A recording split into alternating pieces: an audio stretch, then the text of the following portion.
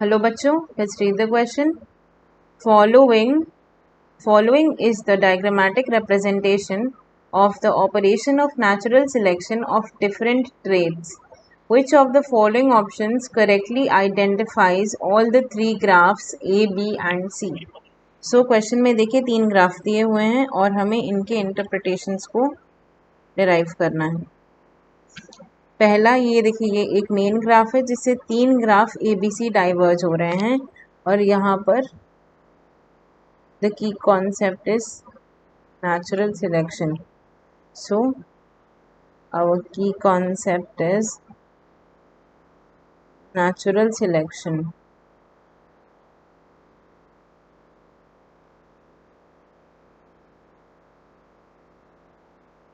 तो देखिए, सबसे पहले बात करते हैं कि ये नेचुरल सिलेक्शन का कॉन्सेप्ट है, ये आया कहाँ से।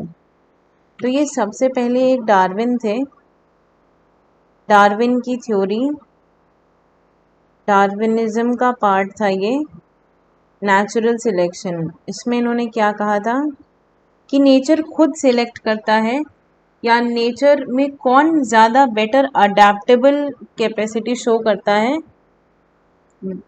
the organisms better adaptable, the organisms better adapted to nature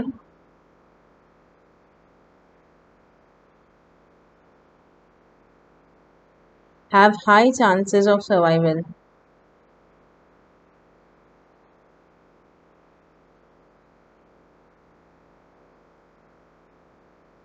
तो कहीं ना कहीं ये वाला जो पॉइंट है नेचुरल सिलेक्शन का, ये सर्वाइवल ऑफ द फिटेस्ट से भी मिलता जुलता है।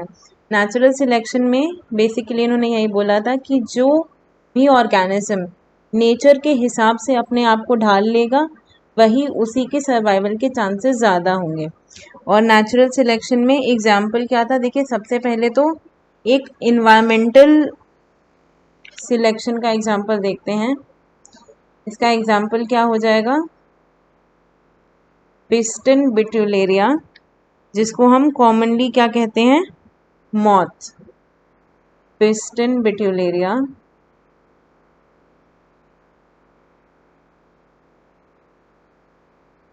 जिसे हम कॉमनली क्या कहते हैं, लाइट या डार्क विंग्ड मॉथ, लाइट या फिर डार्क विंग्ड मॉथ। अब यहाँ पर हुआ क्या, जब ब्रिटेन में, इंग्लैंड में जब इंडस्ट्रियल रेवोल्यूशन आया, तो at the time of industrial revolution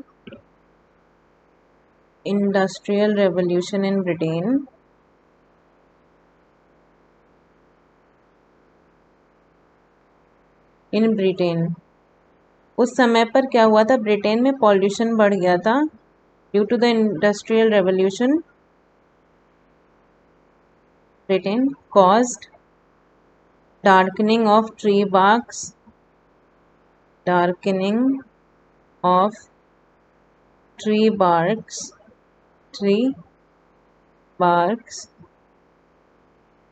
किसकी वजह से, पॉल्यूशन की वजह से। Due to pollution caused light wing colored moths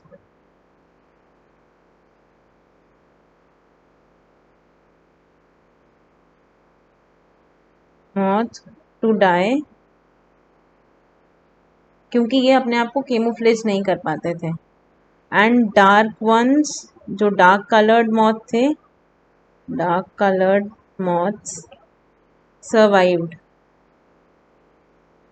कर गए।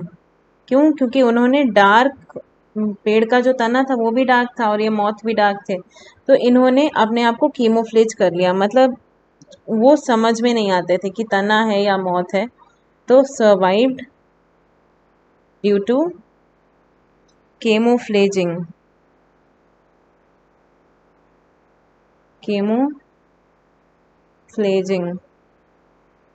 केमोफ्लेज की वजह से ये पहचान में नहीं आते थे डार्क विंग।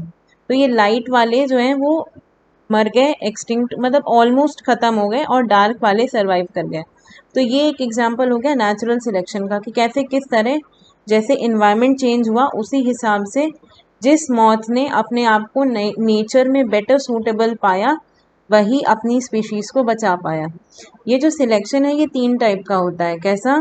पहला होता है स्टेबलाइजिंग, दूसरा होता है डिसरप्टिव और तीसरा होता है डायरेक्शनल। या फिर हम काम करते हैं डायरेक्शनल को इधर लिखते हैं, डायरेक्शनल और डिसरप्टिव। ये देखिए ये सारे वर्ड्स आपको अपने ऑप्शंस में, आंसर के ऑप्शंस में मिल रहे होंगे।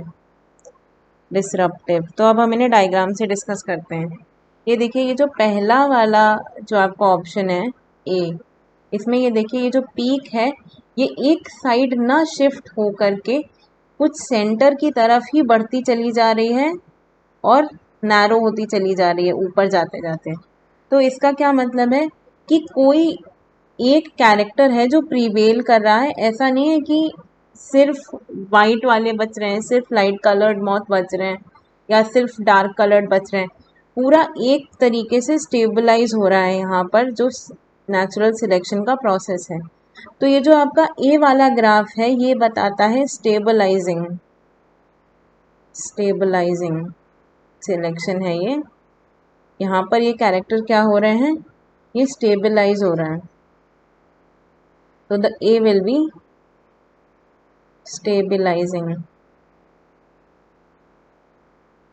स्टेबलाइजिंग। और यहीं पर देखिए जो हमारा दूसरा वाला कैरेक्टर है इसके साथ क्या हो रहा है, इसमें ये जो पीक है ना ये सिर्फ एक तरफ शिफ्ट होती चली जा रही है। जैसे कि अगर हम अपने एग्जांपल में देखें तो सिर्फ डार्क कलर्ड मॉथ थे जो वो बच रहे थे। तो इसका मतलब है सिर्फ एक कैरेक्टर प्रिवेल कर रहा है। तो ये कैसा हो गया, डायरेक्शनल, क्योंकि यहाँ पर पीक जो है वो सिर्फ एक पर्टिकुलर डायरेक्शन में मूव होती चली जा रही है। तो बी हो गया डायरेक्शनल। और सी में देखिए दो बिल्कुल अलग अलग हो गए कि मान लो जैसे कुछ वाइट वाले भी सरवाइव कर गए और कुछ ब्लैक वाले भी अच्छे खासे सरवाइव कर गए। तो ये दो अलग डिसरप्ट हो गया। पीक कैसी हो गई, जो एक पीक थी वो डिसरप्ट हो गई, टूट गई। तो ये कैसा हो गया, डिसरप्टिव सिलेक्शन। और मॉथ वाला जो केस है वो एक तरीके से किसका एग्जाम्पल है, डायरेक्शनल नेचुरल सिलेक्शन का। किसका हो जाएगा, डायरेक्शनल का। तो the answer to your question will be, देखिए ए वाला क्या है, स्टेबलाइजिंग, किसमें, केवल बी वाले ऑप्शन में। तो आपको और कोई ऑप्शन पढ़ने की ज़रूरत ही नहीं है। जो आपका आंसर हो जाएगा वो हो जाएगा A is stabilizing, B is directional, बिल्कुल सही बात है, and C is disruptive. So hence the answer to your question will be option B. I hope you understood the concept. Best of luck.